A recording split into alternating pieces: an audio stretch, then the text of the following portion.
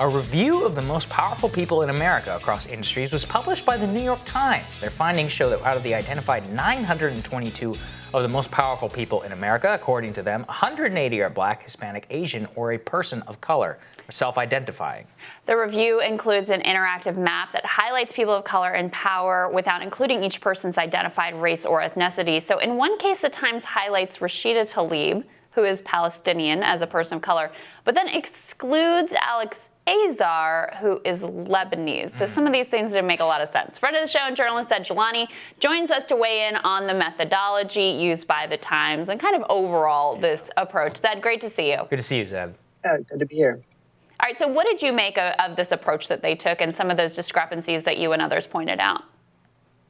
Yeah, I mean, it was interesting because anytime that you are constructing something like this where you're identifying other people rather than having them identify themselves, you're going to get into dicey areas where I think there's areas of disagreement. So, for instance, not only was like Alex Azar listed as white when he comes from a Lebanese background, I think Justin Amash may have been listed as white. Chris Sununu, who's Palestinian, I think was listed as white. Whereas other people of Palestinian descent were not listed as white. And it's curious because that's actually like a category that's evolved in the census taking. So Arab Americans often were listed as Caucasian or as white, although many people who are Arab American today are petitioning kind of their own category in the census. So it kind of shows how like creating these categories in and of itself is fairly fraught because they're socially constructed, right? So people change how they identify over time. Society, it's like a negotiation between the people and society. Even Kamala Harris's mother, if you look at Kamala Harris's birth certificate, her mother, who's from India, lists herself as Caucasian, right? Which we'd be like, that's bizarre. Like we don't consider people from the Indian subcontinent to be white. But right. In the time that she was born, that was a convention they were using. So it's fraught in and of itself. And it's funny that like they think they can make this delineation in a kind of like static way that people aren't going to contest because race is a very fluid concept. So. And Zaid, look, I mean, beyond even the methodology, is this a useful way of looking at power dynamics in America? Like, well, how should we think about it?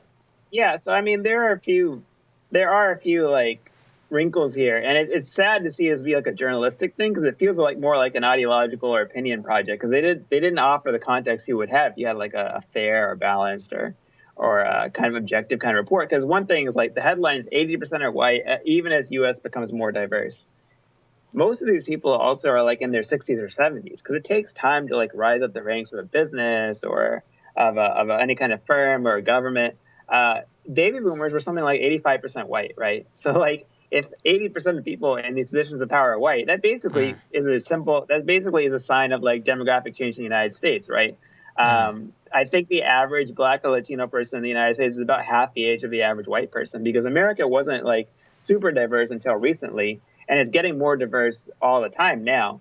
So you would expect these numbers to change over time. It's probably going to go from 80% to 70% over the next decade or so, and so on and so forth. But I'm not sure that it really tells you that much if it's really basically just describing age and demography over time. You can't really expect, it's not like we're going to be dropping, 19-year-old Black Latino people and making them CEOs of like Nike and tech companies and so on and so forth.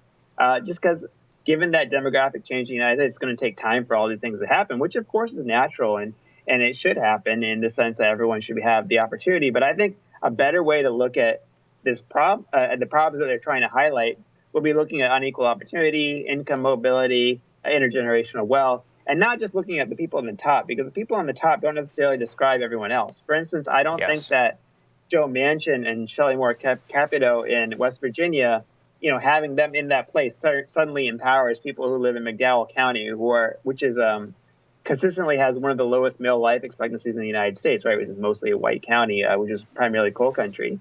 I don't think that having Tim Scott in South Carolina inherently like empowers, I think, over 25% of African American children in South Carolina who live in poverty. So I think that's kind of the wider point, that simply looking at the fixture of the people who are in these places doesn't really necessarily tell you about the larger composition of opportunity or equality among the larger population. But I did want to make that point that even if you look just at the top, the way that it's sorting out is kind of trending with demographic trends. It's not behind demographic trends, as the New York Times suggests, because they didn't control for age. So yeah. Well, I think that point that you make is a really critical one. And if you had other analyses from the New York Times that looked at, okay, well, when you have that diverse representation, what does it mean for the people that are impacted by those positions of power? Has that changed reality for them? Then you could make more of an argument for it. But I would say that this project feels to me like it's consistent with the general trend in New York Times and other sort of powerful media and cultural institutions only to focus on that piece of representation without fixating as much on the reality of what that means for the groups that they're claiming to care about here. So that was the piece for me, is like, you know, how much does it actually matter if you have an African-American person in this post? How much is it going to change the reality for people if Kamala Harris is vice president?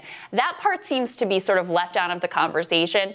And then to your point, as you actually drill into trying to define these strict categories, and like when you actually take it to this granular level and like put this one in that bucket and that one in this bucket, it actually kind of exposes how empty the whole project is, because it's impossible to do. These strict categorizations kind of evaporate once you look at them too closely, because this has changed over time. It's changed throughout the years. It's changed in the way that people think about themselves. And certainly when it's like an outside institution trying to then place the label on someone, it becomes very uncomfortable. Yeah, and I think that even within a short period of time, these things can change. There was a study recently that showed that a lot of people of minority descent who voted for Trump, like let's say Latinos, started self-identifying as white more often. That may just be the social and political circles that they're in. It's more advantageous to do that. Similarly, we've seen some really odd cases on the other side where there have been like white women professors who started identifying as black or as non-white. The dolezal phenomenon. Yeah, right. Well, there's dolezal, but there's actually a more recent case, Jessica Krug at George Washington University. Here in Washington, right. And I think she's actually quite different than dolezal, because dolezal at least like was quote unquote putting in the work, like she's doing a lot of community work and stuff. I feel like Krug's case was entirely self-interested. It was entirely about getting promotions at work and like you know, promoting herself above other people. And so she, in some ways, she's much more severe. But I think you're going to see probably more and more of that if there is an incentive to go one way versus the other. And I think that's how like generally like Jewish people were often not considered white. Irish were often not considered white. Arab Americans were considered white, but now they don't want to be considered white in the census. So it's like, you know, the categories themselves, you know, they're very sketchy. And also it's just the reality that like, you know, you can't look at every institution and assume that it's discriminatory or biased just because it happens to have a certain composition. So like, you know, some trolls took this New York Times graphic and they started writing, okay, these are how many Jews are in every institution, which is, you know, all the anti-Semitic type of trope or trick. And it's true that like Jews tend to punch way above their weight when it comes to like Congress, media, business, so on and so forth. But that's just because they're a high-performing minority. It's not necessarily because there's discrimination in favor of Jews. It's just like they happen to have higher performance in some fields, which is fine. There's Asians have higher performance in some fields. African Americans have higher performance in some fields. You can't just look at the end result and assume that there's discrimination, which is another kind of subtle, smuggled like ideology they put in some of these reported pieces sometimes, which is really unfortunate. Because then it does open up the path for like white nationalists or trolls or 4chan people to take the chart and say, look at all the Jews. There's too many Jews. Why are there so many Jews? It must be a conspiracy, when it's not a conspiracy. I literally actually saw some of that, Zaid, which is that people were comparing this chart to a chart was circulated by the alt-right back in 2017, exactly describing what you're saying. And I couldn't believe that it was actually in the New York Times. I mean, it just reminds me, it's like we were all supposed to celebrate that we have the first female CEO of Citigroup, first major female CEO of Wall Street. It's like, okay, well, I mean, are women going to be better off because of that? There's a paper called Lehman Sisters where they actually looked at like female-led banks and they found like their behavior was no different. Like, you know, because they have their incentives that are the same, right? Like all these incentives. It's not just about the person at the top or the personality. It's you have to change the incentive structure to change the behavior of institutions. So, Lehman Sisters. Oh my God, Zaid. Thank you as always. Great to see you. Mm-hmm. Yeah. Next on Rising, Daily Caller reporting Mary Margaret Olohan. She explains why the Netflix film Cuties is stirring controversy on social media. That's when Rising continues.